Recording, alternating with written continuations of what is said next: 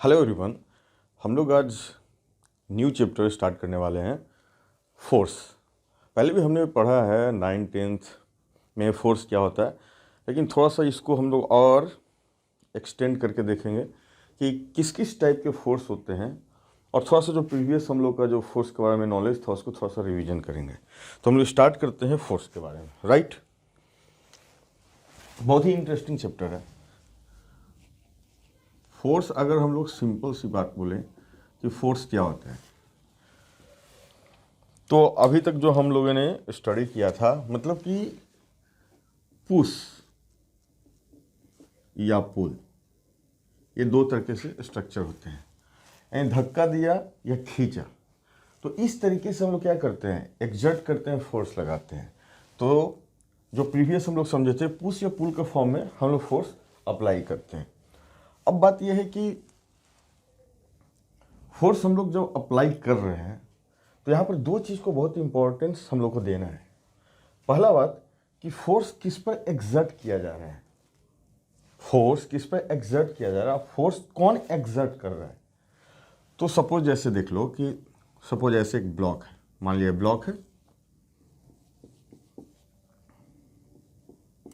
और यहाँ से कोई पर्सन है खड़ा है, ऐसे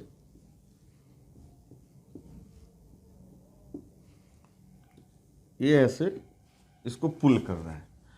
तो फोर्स किस पर एग्जर्ट हो रहा है, force exerted on block A और force exerted by, force exerted on block, इस पर हो रहा है, कौन exert कर रहा है, so force exerted by man. तो फोर्स की जब भी हम लोग बात करेंगे तो फोर्स इंडिविजुअल नहीं है, फोर्स किसी पर लग रहा होगा, कोई लगा रहा होगा, राइट। अब हम लोग थोड़ा सा इसको समझने वाले हैं, क्या फोर्स नॉन लिविंग जो थिंग्स हैं क्या वो भी अप्लाई कर सकता है। ऐसा भी तो ह्यूमन है, ये लिविंग थिंग है, अप्लाई किया फोर्स, मैंने ऐसे बोर्ड पर अप्लाई किया फोर्स, क्या ऐसा पॉसिबिलिटी है। तो कुछ एग्जांपल हम लोग देखते हैं। मान लो आप कि अगर आपसे ये बोला जाए कि आपने देखा होगा स्टॉर्म,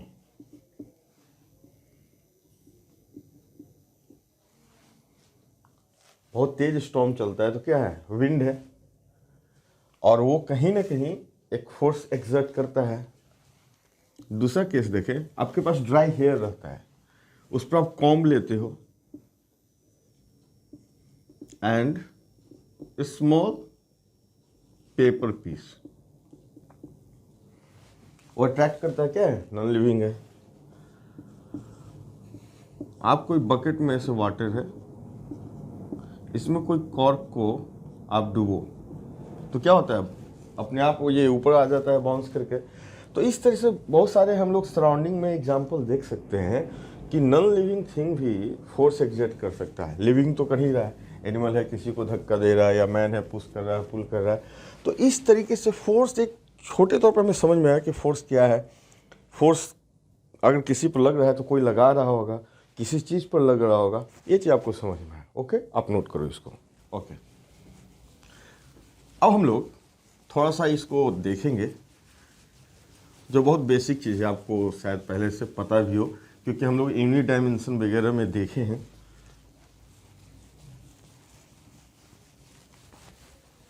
फिर भी थोड़ा सा देख लेते हैं। फोर्स जो है, force is a vector quantity. क्या है, force is a vector quantity.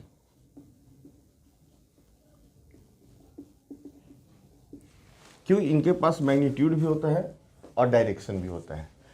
Force का जो एसआई यूनिट है वो होता है न्यूटन, एन से हम लोग सिंबल करते हैं। सपोज अगर हमने बोला कि फोर्स 5 न्यूटन टुवार्ड्स ईस्ट, सिर्फ 5 न्यूटन नहीं हो सकता है, कोई डायरेक्शन जरूर उसमें इंक्लूड, किस डायरेक्शन में फोर्स लग रहा है। तो ये क्या है, एक वेक्टर क्वांटिटी है। अब हम लोग ये देखने वाले हैं कि अभी मोटे तौर पर जो हम लोग पहले जानते हैं थॉर्मल स्विच, इसको रिवीजन हम लोग कर चुके हैं। तो हमारे जो नेचर सराउंडिंग में है, जो हम लोग स्टडी करने वाले हैं, कितने टाइप के फोर्स हैं, कैसे कैटेगराइज किए गए हैं, तो हम लोग बेसिकली 4 टाइप से इसको कैटेगराइज किया है, जिसमें हम लोग जो अपनी जो सिलेबस 11-12 का, उसमें मोस्टली हम लोग 2 टाइप के देखने वाले हैं। जो एक टाइप है उसको थोड़ा सा हम लोग देखते हैं किसी चैप्टर में, तो फिलहाल इसको हम लोग 4 टाइप्स में हम लोग कैटेगराइज किए हैं। पहला जो हमने किया है ग्रेविटेशनल, क्या है? Gravitational force. हमने जो दूसरा किया है वो है इलेक्ट्रोमैग्नेटिक, इलेक्ट्रोमैग्नेटिक फोर्स। जो तीसरा फोर्स है वो है न्यूक्लियर।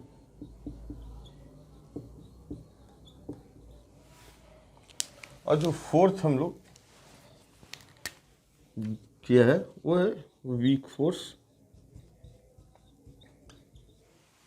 तो बेसिकली जो हम लोग फोकस करने वाले हैं अभी के टाइम में, जो हमारे आने वाले कमिंग चैप्टर में, तो ये है ग्रेविटेशनल फोर्स, इलेक्ट्रोमैग्नेटिक फोर्स, और थोड़ा सा इसको आगे कुछ चैप्टर में हम लोग देखने वाले हैं न्यूक्लियर फोर्स, बहुत ही छोटे। तो बेसिकली हम लोग इस पर फोकस करने वाले हैं, और इसी से रिलेटेड जो हम लोग स्टडी करने वाले हैं, जैसे कि हम लोग जो भी स्टडी करते हैं, न्यूटन्स लॉ हुआ, न्यूटन्स का थर्मोडायनेमिक्स वाली बात हो गई, आपका इलेक्ट्रोमैग्नेटिक का जो हम लोग चैप्टर पढ़ने वाले हैं, तो ये सारे चैप्टर में जो कंसेप्ट है, जो हम लोग जिस चीज़ को, जिस साइज के पार्टिकल को हम लोग डील करने वाले हैं, उसे हम लोग क्लासिकल फिजिक्स में रखते हैं कहीं ना कहीं। तो मोटे तौर से आप देखोगे तो ये सब जो चीज़ है, कहीं ना कहीं इसको हम लोग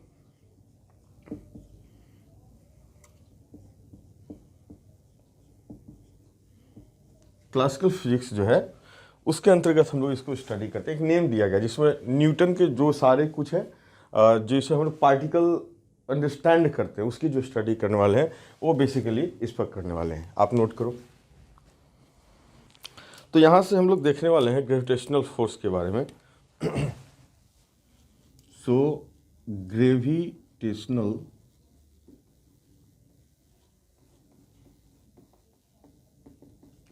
ग्रेविटेशनल फोर्स होता क्या है?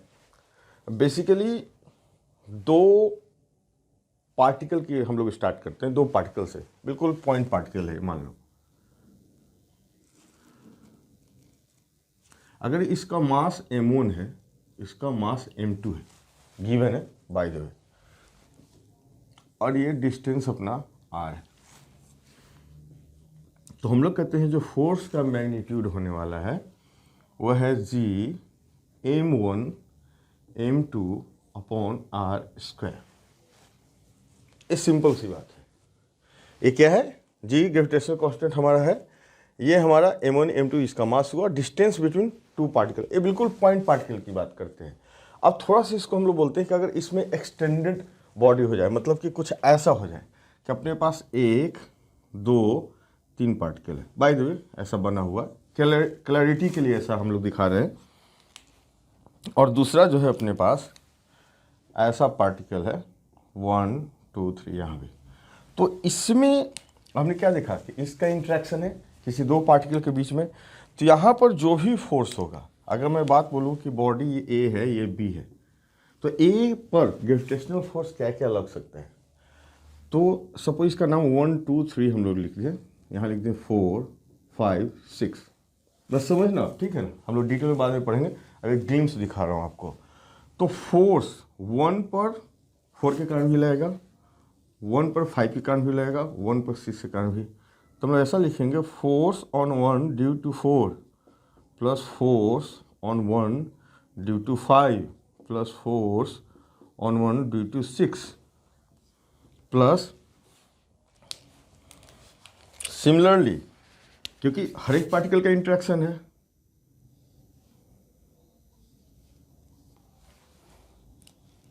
हम लोग क्या लिखेंगे?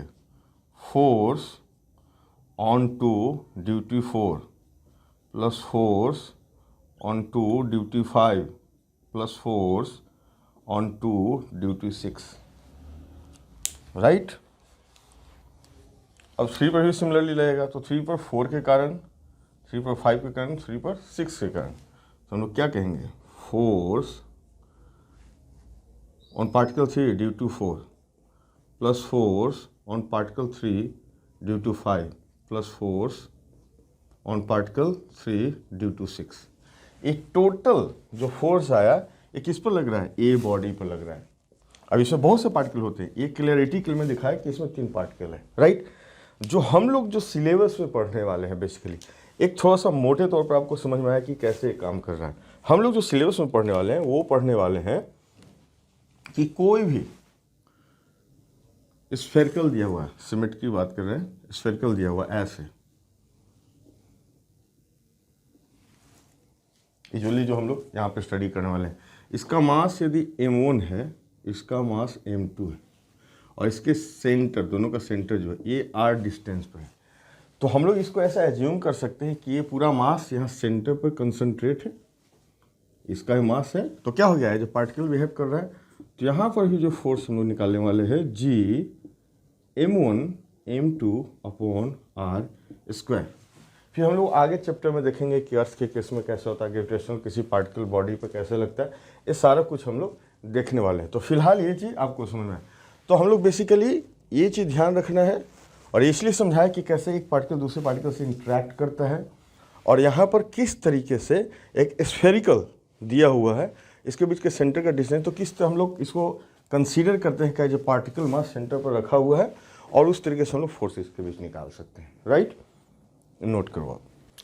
अब हम लोग देखने वाले हैं इलेक्ट्रोमैग्नेटिक फोर्स।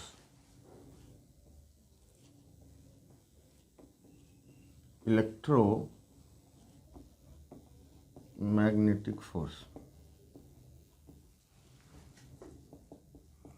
इसमें क्या होता है कि कोई भी दो चार्ज पार्टिकल अगर रखा हुआ है, ध्यान रखना है कि वो चार्ज पार्टिकल रेस्ट में हो फ्रॉम द ऑब्जर्वर, इस चीज़ को ध्यान रखना है। सपोज ऐसे है, क्योंकि मोशन में जब रहेगा चार्ज पार्टिकल तो उसके फिर अलग अलग कॉम्प्लिकेशन होते हैं, अलग अलग कंसिडरेशन होते हैं। तो हम लोग जो भी स्टडी करने वाले हैं, बाय द वे ऑब्जर्वर यहाँ खड़ा है, ये देख रहा है, अगर चार्ज पार्टिकल एक यहाँ रखा हुआ है, एक यहाँ रखा हुआ है, इस फ्रेम से, ठीक है, इसका है Q1 चार्ज, इसका है Q2, ये हमारा सपोज R डिस्टेंस इसके बीच में। तो ये अगर रेस्ट में है दोनों, किससे, इस ऑब्जर्वर से, इस फ्रेम के रिस्पेक्ट में, तो इस पर जो फोर्स लग रहा होगा, force 1/4 pi epsilon not Q1 Q2 upon R square. Motion में हम लोग बाद में देखेंगे, जो इसको हम लोग बोलते हैं कूलम्ब्स लॉ भी।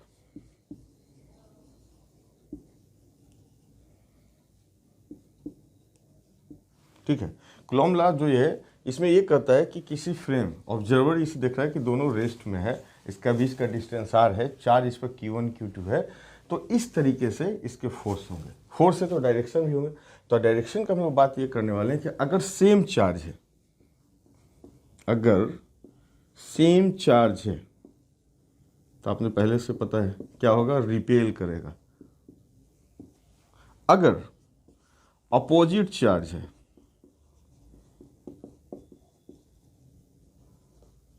तो क्या करेगा, अट्रैक्ट करेगा।